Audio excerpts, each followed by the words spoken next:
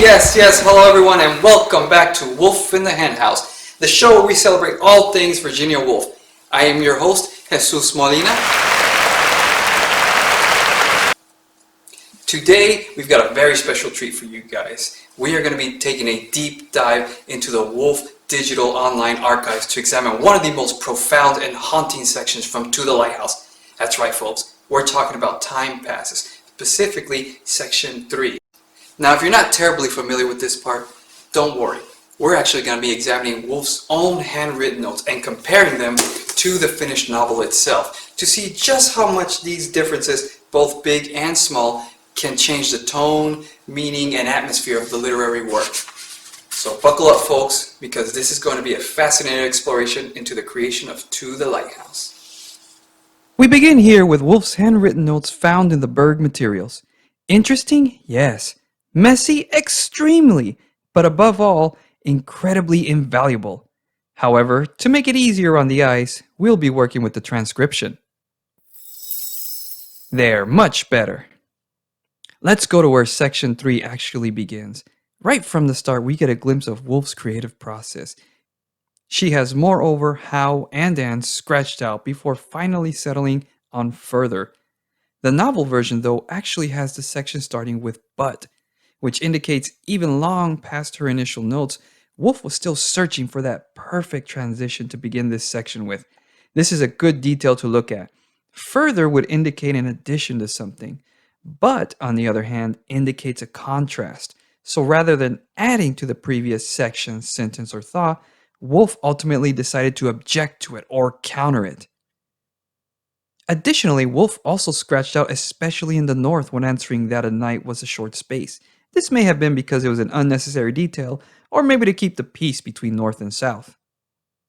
We also see here how she's decided how to exactly describe the autumn trees, deciding on ravaged as they are, just like in the novel. And then we get to one of my favorite changes. In the notes, the trees are taking on the splendor of tattered flags burning in the gloom. But the novel describes the trees as taking on the flash of tattered flags kindling in the gloom. The imagery in the notes is much more intense. The tattered flags have a splendor as opposed to the novel's flash. There's a sense of grandeur in the notes with splendor, whereas a flash is bright but quickly gone. And additionally, the use of burning gave off a greater sense of violence. The flags are this great burning spectacle, but settling on the use of kindling as opposed to burning gives off a more controlled, subdued image of the flags flashing out of existence. Very powerful stuff here. Off in the margin here, we've got a neat little addition. The notes originally had the gloom of some stone against the wall of the church wall. Not terrible, but Woolf ends up replacing the redundancy of the church wall with the more evocative cathedral caves. And the finished novel even has it as cool cathedral caves, tripling the alliteration and giving the text a little more flavor. Très bien, Madame Woolf. I like here how Woolf seemed to initially want to continue with the animal imagery.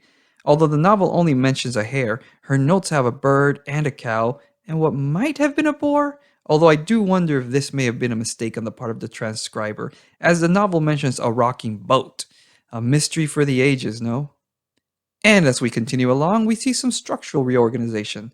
The nights are full now starts a new paragraph in the finished novel, but here in the notes, it's just more free writing. This is a fantastic look at just how a work structure can change during revisions. Another interesting change I'd like to highlight here is how now the novel is the one that has a more violent or turbulent tone. Woolf's notes indicate nights full of wind or rainy and windy, but the novel turns it up a notch with wind and destruction. This is a more chaotic mood in the finished product. It is not just weather, it signals greater turmoil. The use of destruction sets the stage for bent trees and leaves choking rain pipes much better than just rainy and windy, and it ties in much better with the Time Passes' theme of destruction and transformation. But perhaps the greatest change, or should I say absence in her notes, is the complete lack of any mention of Mrs. Ramsay's death. This was such a huge gut punch in the novel that not seeing it in Woolf's notes is almost just as surprising. This might suggest Woolf had not planned on including it here, working out exactly where or how to include this pivotal moment. Or perhaps Mrs. Ramsay had not been killed off yet at all in Wolf's mind when she was working on this particular section. But what we can be certain of is Mrs. Ramsay's death in the final novel certainly adds to the turmoil of the scene. As we can see, these are just a few of the many changes in just this one section alone, all of which illustrate just how much Woolf worked to refine the exact tone and atmosphere she wanted to attain in her novel. And thanks to the digital archives, we get rare front row access to even more of Woolf's drafts, notes, and revisions, giving us all a glimpse into her creative process as she shaped this literary masterpiece. Well folks, that's all the time we have for today. I hope you've learned something new, and remember, ain't no party like a Wolfpack party.